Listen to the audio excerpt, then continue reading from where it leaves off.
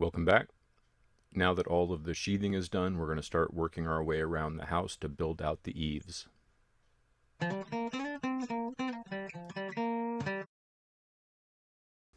So I'm going to start on the side of the house with what I think is called a ladder box. That's what I've heard this referred to as. Essentially, it's just two 2x6s that are separated by spacers every 2 feet, and then I've got some end blocking on the high side. On the low side, I don't have any blocking because that will be the subfascia that's going to go across all of the rafter tails. So we're going to start here and then start working our way across the rafter tails to the next corner of the house. So all these ladder boxes are built pretty much the same way. That first one I built, the length didn't matter, so I just went with an 8-foot length of 2x6 to start, and then I create the ladder box, again just having some butt ends on either end on this one because it's going to go in the middle of a wall, and then spacers in between every 2 feet to make sure that it's strong. This will allow for a 1-foot eave overhang on the sides, and that will also marry up to a 1-foot eave overhang on the lower side of the house. But then, as I mentioned, it's a 3-foot overhang on the high side of the house. So that ladder box will be built just a little bit differently, and we'll see that as we come. Here I am putting on supports so that when I hang the ladder box on the edge of the roof, I've got a very easy way to hold on to it and to make sure that it's flat and plumb with the other rafters. Now I'm cutting the rafter tails for the low side of the house. If I want a 1-foot overhang on the low side of the house, what that means is I'll need an additional 1.5 feet on the rafter tail in order to secure it to the existing rafters. But because I'm using 8-foot 2x6s, I'm just cutting them into 4-foot lengths, so I'll actually have more than the 2.5 feet required. What I see most commonly when people are putting in these rafter tails is they'll put them in a little bit long, and then when they get ready to put on the subfascia, which will go on the end of the rafter tails, they'll snap a line and then cut all of the rafter tails so that they're flush. Rather than doing that, I prefer to just precisely measure one of the rafter tails on the end of this piece of fascia board, and then what I can do is just slide all of the other rafter tails to meet this fascia board, and I don't have to do any measuring or cutting. I know it's in the right place to begin with. And as you would do with just sheathing or drywall or anything, the subfascia will land halfway on that second rafter tail so that the next piece of subfascia has something to nail to. I also screwed a small block on the bottom of that rafter tail just so I had something to hold it while I was getting it in place. This is pretty easy on this side, but on the high side that's going to be a bit more difficult, as you will see.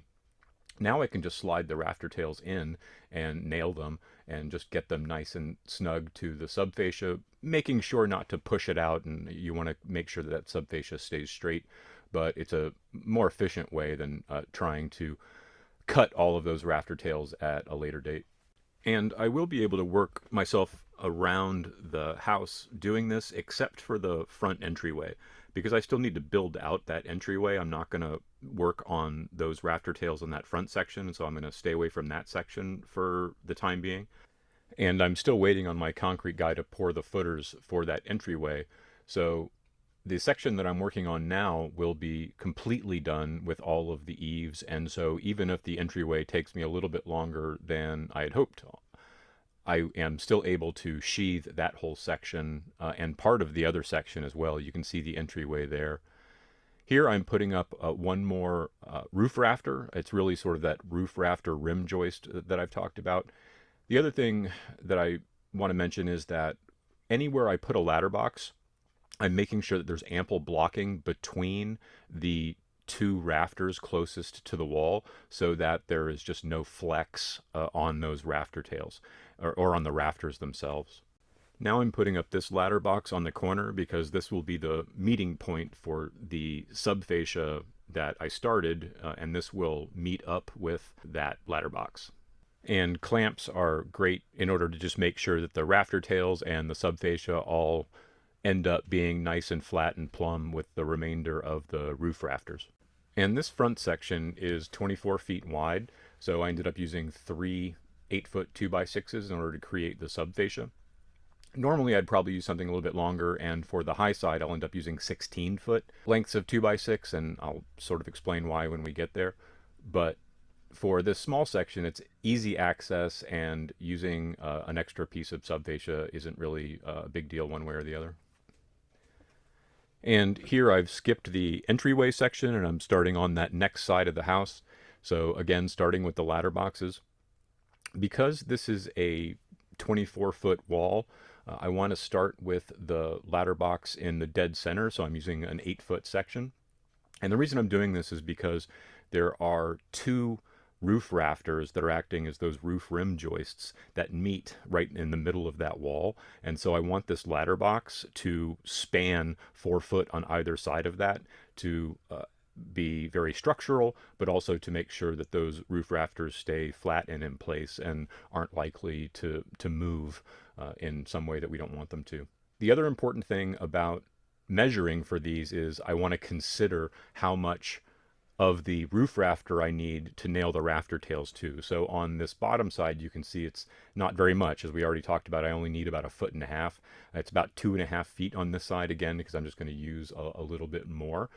So I build out those ladder boxes so that on either end I can build out an additional extended ladder box to meet up with the rafter tails on the lower side. So here's the example of the rafter tail with the ladder box on the high side. So I've already measured, I know exactly how long it needs to be, and I've extended one of the edges of the ladder box out, the outer edge, to that 3-foot mark so that I can use that as a starting point for defining the distance of the remainder of the rafter tails and putting up the subfascia on the high side. When securing the ladder boxes, you can see I'm clamping the ladder box to the rafter so that it's got a nice tight seal, and then I'm nailing all along the ladder box to the roof rafter. And additionally, anytime I have two ladder boxes coming together, I've got those two butt joints, and I'm nailing those from both directions so that they're very secure as well.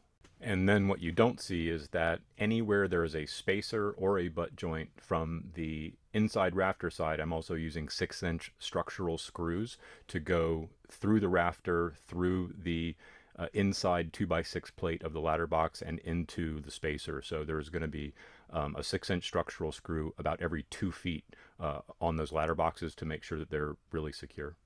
And now that we have the ladder box with the rafter tail on the far side, again, I just precisely measured the rafter tail in the middle of the building approximately. Again, this is a 16-foot 2x6. I have used some scrap zip sheathing on the top just to make sure that I can hang them. Again, working by myself, I have to figure out ways to do this. I also left this one long and cut it in place rather than trying to measure it because I wanted it to be really precise. And again, you want it to land about halfway between that rafter tail. And now that I have a single 16-foot piece of subfascia, I can go back and install the rafter tails the way that I did before. The only difference is that because this piece of subfascia is 16 foot long, I'm going to secure another rafter in the middle for a couple of reasons. One, because it is a 16-foot long piece of lumber. There's a little bit of sag to it when it's hanging like this. So I want to make sure that I get that center rafter tail in place and secured before I start sliding in the remainder of the rafter tails. Again, clamps are a good way to do this. The other thing is on the 2x6 subfascia, I am also cutting off a 16.5-degree angle on the top so that it matches the pitch, the 3.5/12 pitch of the roof, so that when I install the roof decking, the sheathing, which will be 3/4 inch, that it will marry nicely all the way out to the edge of the subfascia. And now that all of the other rafter tails are installed, I'm going to come back and secure them from the outside. Again, just using clamps to make sure that the top of each rafter tail is flush to the top of the subfascia.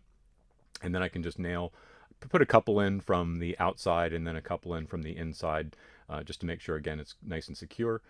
And then I'll just keep working my way around the house. But this is where I'm at. Thanks for watching. See you next time.